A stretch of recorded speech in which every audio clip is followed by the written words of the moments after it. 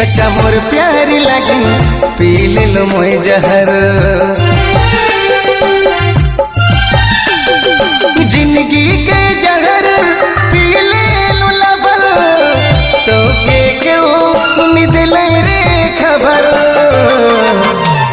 बेवफा होले मोर जान ले ले, अर्थ में कफन उम्मीद ले।